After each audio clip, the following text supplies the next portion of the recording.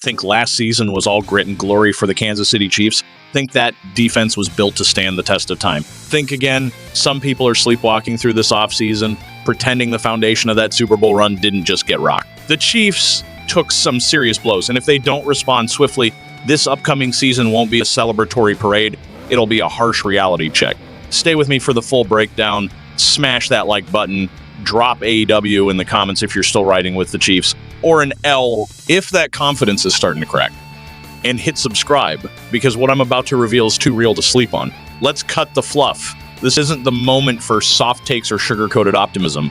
The Kansas City Chiefs are staring down a storm, and some fans out here are acting like it's just a little overcast. Last season, the Chiefs' defense wasn't just good.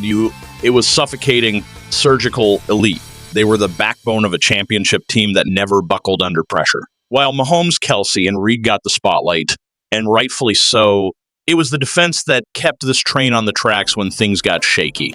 They brought consistency, tenacity, and a cold-blooded championship-grade edge on every single snap. But here's the truth nobody wants to say out loud. This offseason gutted that defense. Free agency came in like a demolition crew. Gone are several core playmakers, the ones who made clutch stops, set the tone, and close games with authority. And I see people brushing it off like it's just a few names off a depth chart.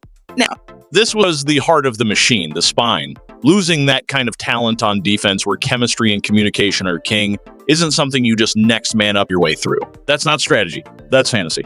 Let's get specific. Last season's defense played with a level of swagger that's sec, we don't care who you've got. We're going to hit you in the mouth. That mentality was why they hoisted the Lombardi. But now we're looking at a remodeled unit. It's like dismantling a Ferrari engine, swapping out the parts, and hoping it still purrs the same. It won't unless you rebuild it perfectly. Now, credit where it's due. The front office didn't sit idle. They re-signed key names, brought back familiar faces, and leaned into the draft heavily. Their mindset: get younger, get faster, rebuild from the ground up. That's respectable. That's the right vision. But potential doesn't win championships if execution does. Rookies have upside, no doubt. Some flash raw, undeniable talent. But the postseason isn't won on rawness. It's won on experience, on poise, on knowing how to make the play when it counts. That's where veteran presence becomes priceless. Chris Jones, he's still a cornerstone, arguably the most disruptive force in football today. He doesn't just play defense. He dictates games. But even the juggernaut in the middle needs help on the edges. And right now, those edges look soft. That's not disrespect, it's reality. Take Mike Dana. Grit, yes. Work ethic, absolutely. But stats don't lie. 4 or 5 seasons with pass rush grades under 60. That's not title contender production. Not when you're aiming for a repeat in a loaded AFC. And that brings us to the urgent solution. Not a suggestion, not a luxury, a necessity. Sign a veteran pass rusher. You need someone with pedigree, someone who hunts quarterbacks like it's personal. Someone like Zadariah Smith, this isn't speculation, it's strategy. Smith's last 3 seasons, dominant, a 90.1 pass rush grade, elite, 93rd percentile, that's game-wrecking production. What does that bring? Stability, reliability, presence. You don't scheme around a guy like that, you fear him. Put Smith opposite Chris Jones, and you're changing the game plan. Now the offense can't double-team Jones every snap. Now gaps open. Now, quarterbacks panic before the ball is even snapped. Right now, the Chiefs are banking on you, and that's a gamble. One side gives you upside. The other gives you breakdowns, hesitation, and costly mental errors. In the NFL, hesitation disaster. One blown read, 6 points. One miscommunication and game over. And don't forget, the Chiefs' schedule isn't a walk in the park. Every team is gunning for the throne. Every offensive coordinator is circling the Chiefs' rookies, scheming how to exploit inexperience and attack weak spots. They're not underestimating KCC. They're targeting them. That's why signing a veteran like Zadariah Smith isn't just smart. It's symbolic. It tells the locker room, not just defending the crown, we're reinforcing it. Yes, the fan base trusts the system. Yes, they've seen this team reload before, but blind loyalty is not a game plan. This is chess, not checkers. 1 or 2 injuries to that D-line, and it's a whole new ballgame. The best franchises don't wait for disaster. They anticipate it. Right now, every sign points to one unshakable truth. The Kansas City Chiefs need more firepower on defense, or they risk watching their dynasty stall mid-drive. Look around the league, glance at what the Ravens are orchestrating. Watch how the Bills are fortifying. See the Bengals returning with vengeance. These franchises aren't standing idle. They're stockpiling talent and strategizing with precision. If the Kansas City Chiefs want to remain a step ahead, they can't afford hesitation. Now, some will dismiss this as alarmist. They'll say it's only May, there's time. But here's the truth. Championships aren't won in November. They're sculpted in the offseason.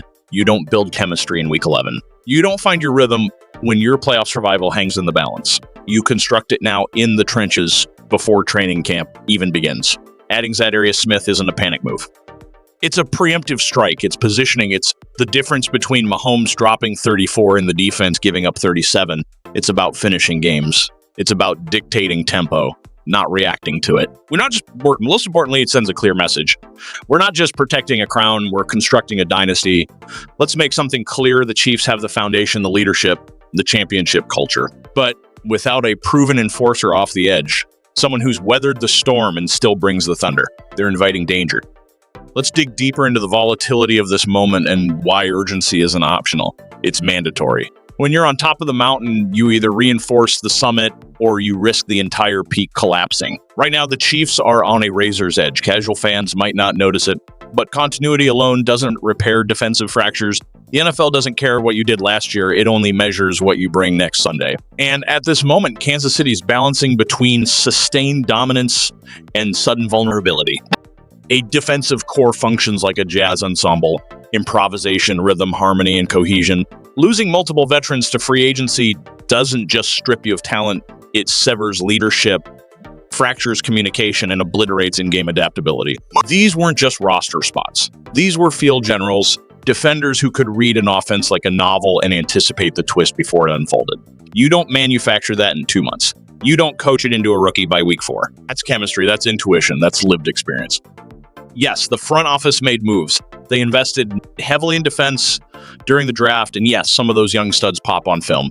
They've got raw speed, quick first steps, and aggressive instincts. There's a massive chasm between college-level speed and NFL-level savagery. You might be the fastest on a college field, but that doesn't mean you won't get swallowed by 300-pound guards on Sundays. You might dominate the SEC, but crumble when faced with NFL linemen who've spent a decade feasting on rookies. Let's imagine a scenario. The Chiefs start strong. Mahomes is cooking. Kelce is dancing in the end zone. Everything's smooth until the gauntlet hits. Buffalo, Baltimore, Cincinnati. Are you really confident in a pass rush that's untested in postseason level heat? Is a double-teamed Chris Jones with no true edge threat enough to handle that pressure? That's not a plan. That's a prayer, and prayers don't win championships. Preparation does. That's why adding Zadarius Smith is a no-brainer. You're not just getting a high-motor, technically elite pass rusher. You're acquiring leadership, playoff wisdom, a mentor disguised as a menace, a player who diagnoses protection schemes before the snap, who coaches the young bucks between plays, who knows when to flatten the arc or when to crash the B-gap. That's not just talent, that's transformation. Smith isn't some merc for higher cashing to check.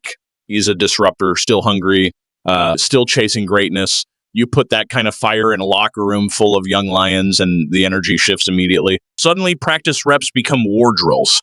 Suddenly, offensive tackles have to earn every inch during camp because the pressure is real and the standard is elevated. Less double teams on Chris Jones, more chaos, more sacks, more fumbles. Quarterbacks forced to step up too soon. Faster releases of your DBS when the down. Fresh pressure and momentum shifts the game control. And guess what? Zadarius Smith is available. Right now, this isn't a long shot. This isn't fantasy. He's out there ready, waiting for the right call. If the Chiefs are serious about a back-to-back run, if they want more than just flash-in-the-pan glory, then this is the moment. Because in this league, the gap between dominance and disappointment is paper thin. You think Josh Allen, Lamar Jackson, Joe Burrow, Justin Herbert, they're not coming. They're already circling. And if your defensive front can't deliver pressure, you're cooked. Let's talk about a less flashy, but crucial truth. Veteran players absorb snaps. That means your rookies aren't playing 80 of downs by week 2. That means they develop the right way without burning out. You get a rotation. You stay fresh in the fourth quarter. You build situational depth. That's longevity. That's resilience. That's how dynasties are born, not with big headlines, but with wise timing and ruthless precision. And let's be real. It's the edge right now. It's soft. That's not a dig. It's a diagnosis. If you want to correct it, there's one name on the board that fits like a glove. Let's take it back to mentality. Because this isn't just about X's and O's. It's about tone setting. What are the Chiefs telling the league if they sit still? That they're satisfied, that they're fine with attrition? That's not just risky, that's arrogant. And the NFL devours arrogance. But if they go get Smith, we're not just defending our ring, we're coming for yours. That flips the narrative. That keeps fear in the eyes of your opponents every single Sunday. Now let me speak to Chiefs Kingdom, the diehards. The ones who scream until their voice cracks, the ones who ride for red and gold, rain or shine. You deserve more than a passive run it back. You deserve a squad that upgrades, evolves, adapts, and demands excellence. Signing Zadarius Smith. That's a move for you. That's a statement that says, we hear you, we honor your loyalty, we're not done. Let's not twist this. Kansas City is still the team to beat. Mahomes is still the maestro. Kelce is still a nightmare for DBs. Reed still cooks with the best playbook in football, but defense still wins championships. And no matter how explosive the offense is, you need stops, you need sack, you need chaos. And that's what Smith brings. He doesn't just bolster your pass rush. He amplifies your entire defensive identity and to the front office. If this message reaches you, hear this clearly. Every ring matters. Every wasted year is a championship window gone. Mahomes is in his prime. Jones is still dominant. The time is now. Do not wait for disaster to strike before you react. Signs Zadarius Smith. Suit him up in red. Let him unleash hell on QBs. Restore the standard that made you champions. Because in this league, the hunted become the hunters overnight. And the moment you stop sharpening your sword, someone else takes your crown. Travis Kelce has cemented himself as one of the most dominant tight ends in NFL history, a foundational pillar of the Kansas City Chiefs offensive machine. His synergy with Patrick Mahomes is nothing short of legendary, and his absence could dramatically reshape the identity of this franchise. In today's breakdown, we're diving deep into how the Chiefs might operate without Kelce, analyzing his unmatched impact, exploring viable replacements, and dissecting the strategic shifts Kansas City may need to make. Can Mahomes still guide the Chiefs to glory without his most trusted weapon? And how could this affect their pursuit of another Super Bowl title? Let's dive in. Kelce's absence wouldn't just be noticeable. It would send shockwaves through the offense. He's not merely an elite tight end. He's Mahomes' safety blanket, the one constant in moments of chaos. Whether it's a third down, a red zone opportunity, or a do-or-die play in crunch time, Kelce's been the man who always finds a way to get open and haul in the tough grabs. With Kelce on the field, Mahomes becomes even more dangerous, armed with a reliable target for short and mid-range throws, making defensive coverage a nightmare. But without Kelce, Mahomes will be forced to redistribute the load and reconfigure his internal clock. That means the Chiefs may need to rewrite portions of their offensive blueprint. Thank you guys. See you next video.